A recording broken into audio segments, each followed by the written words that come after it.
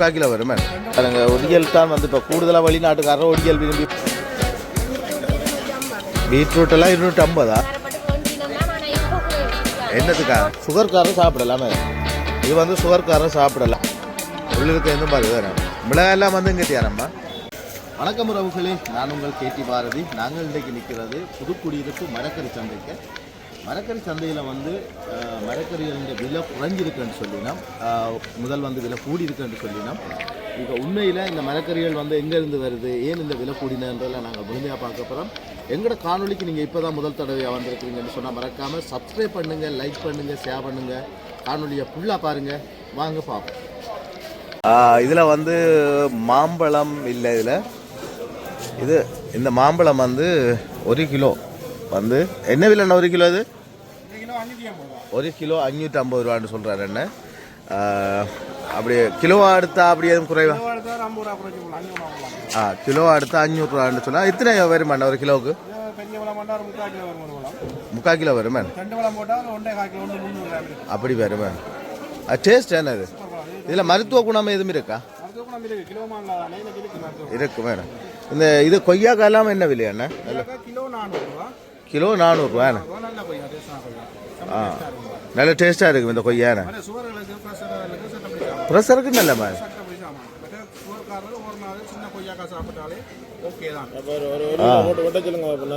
அப்போ 1 கிலோ போட்டு வெட்டுங்க. கிலோ என்ன விலைங்க? கிலோ 400 ரூபாயாம். அண்ணன் சரியான விலை குறைவாக தான் கொடுக்குறார். அதை விட இது வந்து 2 விஷயத்த சொல்கிறார் அண்ணன். சுகர்காரரும் சாப்பிடலாம், ப்ரெஷர்காரருக்கு நல்ல மாண்டு. அப்போ எனக்கு ஏதோ ப்ரெஷர் இருக்கிற மாதிரி கிடாக்கு. உங்களுக்கு ப்ரெஷர் இருக்கா? இனிதான் பெற போகுது. Right, okay. நாங்கள் இதில் 1 கிலோ வெட்டுங்க எங்களுக்கு வெட்டி தாங்க. ஓ, மிச்சத்தை 2 வெட்டுங்க. அண்ணா இது ஒரேஞ்ச் என்ன விலை அண்ணா? 160 ரூபா. பாருங்க, இதெல்லாம் வந்து நல்ல விலை குறைவு அண்ணிட்ட. இது வந்து கிலோ 10 கிலோ 300 ரூபா விற்கிறாரு என்ன. நல்ல டேஸ்ட்னு சொல்கிறார். 60 ரூபா அந்த பழம். சரி, ஆப்பிள் என்ன விலை போகுது அண்ணா? நல்ல ஆப்பிள் இருக்கு, குவாலிட்டியான ஆப்பிள். இது வந்து ஒரு பழம் 200 ரூபா தரலாம் உங்களுக்கு. இது வந்து சைனா ஆப்பிள் இல்லை, நல்ல ஆப்பிள். இது பூச்சி ஆப்பிள் சொல்கிறது. இனிப்பு கூட தண்ணி ஆப்பிள். அதே மா ஆப்பிள் இல்லை, தண்ணி ஆப்பிள் நல்லா இருக்கும் ஆப்பிள். இது தண்ணி ஆப்பிள். தண்ணி ஆப்பிள். இது மாதிரி பச்சை ஆப்பிள். பச்சை ஆப்பிள் எங்கே தியான்?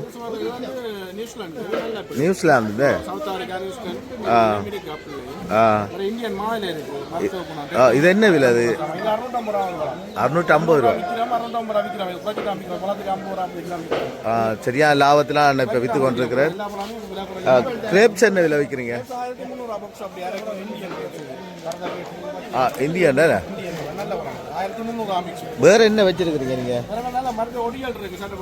இங்க பாருங்க, இதான் பாருங்க. ஒடியல் தான் வந்து இப்போ கூடுதலாக வெளிநாட்டுக்காரர் ஒடியல் விரும்பி வேண்டுவாங்க. இங்க வந்து எங்களுடைய ஆக்களுக்கு வந்து இந்த இதில் வந்து பெருசாக நாட்டம் இல்லை. ஆனால் அந்த ஒடியல் மாவும் வந்து நல்ல மருத்துவ குணங்கள் இருக்குது இதில். இதில் வாழைப்பழங்கள் பாருங்கள். அன்னாசி பழம், வாழைப்பழம். இது என்ன பழம்? இது விளிம்பிலி என்று சொல்கிற பழம். இது என்னத்துக்கு பாவிக்கிறது? சுகர்காரர் சாப்பிடலாமே. இது வந்து சுகர்காரர் சாப்பிடலாமா? 6 சுகர் இருக்கிறார்கள் நேரே வாங்க. புதுக்குடியிருப்பில் கிடக்கா விளிம்பிலி. அன்னாசி என்ன விலையாம்மா? 60 ரூபா கிலோ. 600 ரூபா கிலோ. நான் மண்டையால் போயிட்டேன். எனக்கு 500 ரூபா 600 ரூபாய்க்கு இருக்குது தானே.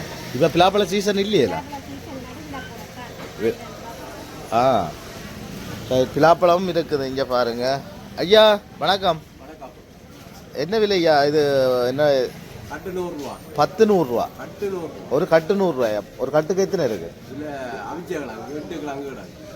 8 கிழங்கு 100 ரூபா அவிச்சிருக்குது.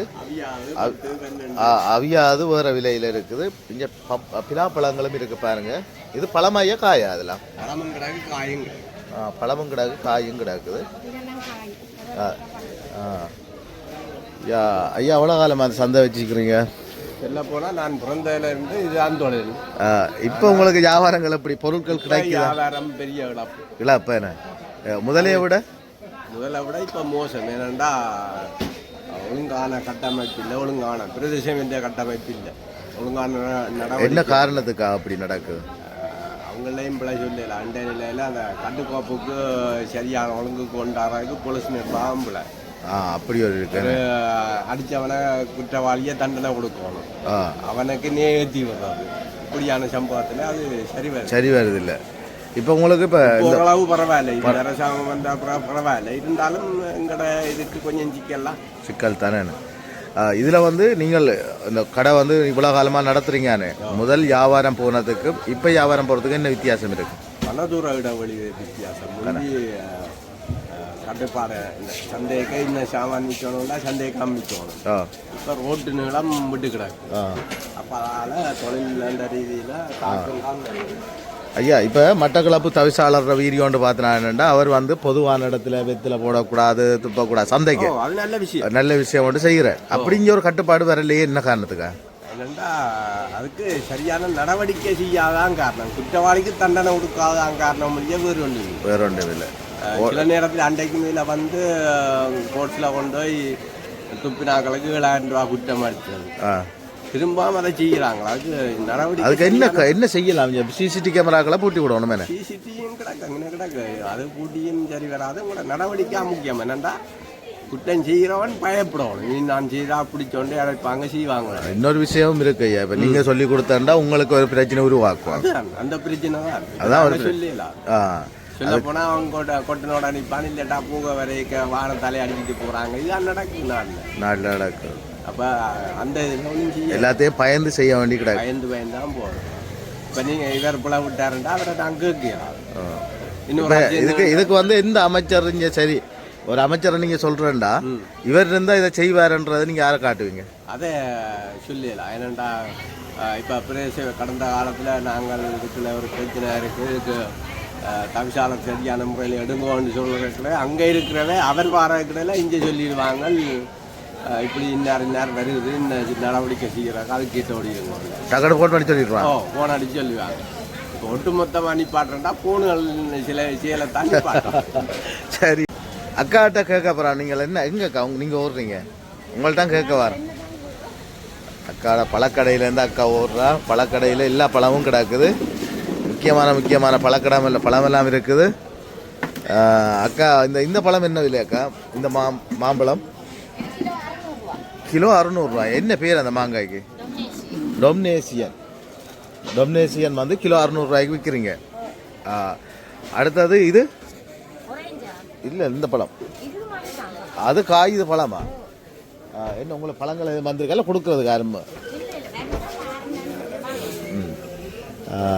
கஸ்டமர்கள் வரியினம். அப்போ அவைகள் கூப்பிட்டு தான் அதை இதானோனும். ரைட், பழங்கள் என்ன விலை போகுது? வாழைப்பழம் எல்லாம் என்னென்ன விலையில் விற்கிறீங்க?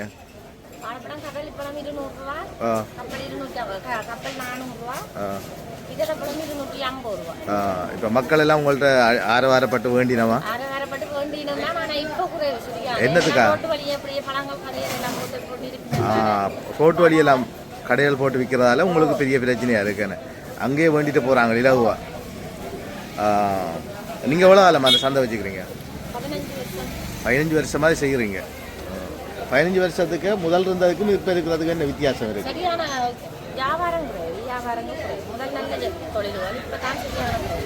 சரியான விலை ஒரு வேறு. சரி அக்கா, ஓகே. தர்பூசணி என்ன விலையாண்ணா? தர்பூசணியை பாருங்க. இதுல எங்கே போயிட்டு அந்த கரைக்கு போயிட்டு அண்ணா தர்பூசணி என்ன விலை அண்ணா? கிலோ 250. தர்பூசணி 250. இப்போ வெயில் காலத்துக்கு தான் இதுகிட்ட ஃபேமஸ் வரும். இப்போ இல்லை, குறை வேணாம். இப்போ குளிர் தானே, இன்னும் கொஞ்சம் வெயில் இருந்தால் தான் இதோட ரிமாண்ட் வரும். நீங்கள் எவ்வளோ காலமாக அந்த சந்தை நடத்துறீங்க? கொஞ்ச நாளா?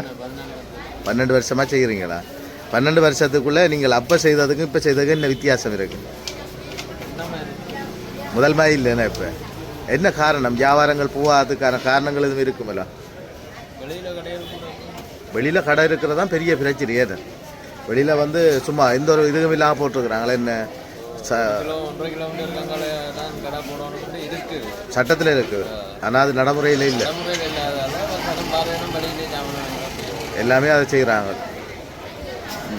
சரி அண்ணா, ஓகே. இப்போ நாங்கள் மரக்கறி பக்கம் போகிறோம். அம்மா ஒரு ஆள் மரக்கறி வச்சிருக்கிறா. அம்மா என்ன மாதிரி விலைகள் போகுது? என்ன விலை கூட எல்லாம் விலை கூடன்றாங்க. அம்மா ஒரு கடை வச்சிருக்கிறா பாருங்க. கடை கடந்து வியாபாரம் போய்க்கு வந்துருக்குது. கத்தரிக்காயெல்லாம் என்ன விலைம்மா போகுது? அரை கிலோ 150 கத்தரிக்காய். அடுத்தது இந்த மரவள்ளிக்கிழங்கு, மரவள்ளிக்கிழங்கெல்லாம் 200 ரூபா பாருங்க கிலோ. என்ன விலை விற்கிறாங்க அம்மா? பாவக்காய் எல்லா பொருளும் இருக்கு அம்மாட்ட. அம்மா பிஸியாக நிற்கிறபடியா அம்மாவோட கதைக்கலாது. இப்போ அம்மா கடும் பிஸியாக ஆறுதலாக வருவோம். ஒரு அம்மா கத்தரிக்காய் என்ன விலை போகுது? தக்காளி பழம், தக்காளி பழம் எல்லாம் 240 ரூபா. எல்லாம் விலை குறைஞ்சிருக்காமா கூடி இருக்கா விலைகள்? இப்போ முதல் இப்போ நேற்றியான விட குறைவுதான். என்ன காரணம் அது? கூடி குறையும் வந்து அடிக்கடி கூடி குறைஞ்சு கொண்டு இருக்கும். இதெல்லாம் உள்ளூரா இல்லது தமிழ் அங்கால பக்கம் இருந்து வரதா? உள்ளூருக்கு எதுவும் பாரு தானே. மிளகாய் எல்லாம் வந்து இங்கே தியானம்மா உள்ளூர் கலவை. மிளகாய் என்ன விலை விற்கிறீங்க? கிலோ 400. இது வந்து இந்த கீரை இது உள்ளூர் கலை. இது வந்து வல்ல அரைக்கீரை நம்ம. அம்மா இப்போ வியாபாரங்கள் என்ன உங்களுக்கு போகுதா சொல்லுங்க ஒருக்கா. கொஞ்சம் மட்டும் தான் போகுது. எல்லாரும் குற்றச்சாட்டும் அதுதான். இப்போ ரோட்டுகளில் வந்து கடைகள் இருக்கிறாள். இப்போ அதுக்கு ஏதாவது நடவடிக்கை நீங்கள் கதைச்சு எங்கேயும் எடுக்கணும் இல்லை? எவ்வளோ காலம் அந்த வியாபாரம் செய்கிறீங்க? 90ஆம் ஆண்டுலேருந்து இந்த வியாபாரம் செய்கிறீங்க. ஆனால் இப்போ கடைகளை கொண்டு வெளியில் போட்டதால இப்போ இங்கே உள்ளுக்கு சந்தைகளுக்கு பிரச்சனையாக இருக்குது. சந்தைக்கு கடன். அது சரி, அது செய்யத்தான். சரி அம்மா, ஓகே.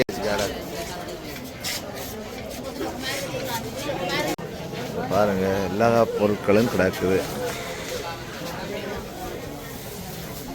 கூடுதலாக வந்து மக்கள் வந்து கூடுதலாக விரும்பி வேண்டின எல்லா பொருட்களையும் பாருங்க.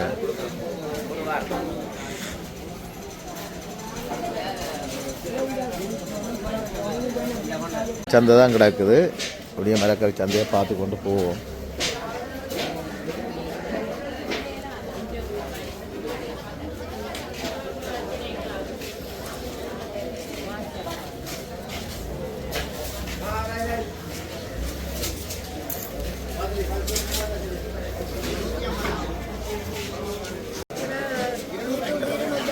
பீட்ரூட் எல்லாம் 250 கிலோ.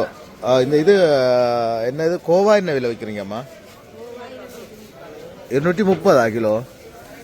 இப்போ விலை குறைஞ்சிருக்கா கூடி? குறைஞ்சிருக்கு. முதல்ல என்ன விலை விற்ற கோவாலாம்? வெள்ளத்துக்கு 600 போனதா? இந்த இதெல்லாம் என்ன விலையம்மா? அந்த என்னன்னு சொல்றது? வெங்காயப்பூ என்ன விலை? கிலோ 300. இதெல்லாம் டேஸ்டாக இருக்குமே. இதெல்லாம் பெருசாக இல்லான்னு போன்ற இல்லை. கிலோ 300 ரூபா பாருங்க. பைத்தங்காய் 300 ரூபா தான் கிலோ. பைத்தங்காய் 300 ரூபா. தக்காளி எல்லாம் 200 ரூபா. பாவக்காய் 200 ரூபாயா? சரியான விலை உறவா இருக்கு நம்ம. சரியம்மா, ஓகே. பாருங்க இதுல வந்து இது அரை கிலோ 500 ரூபாயா? இது என்ன சாமானது?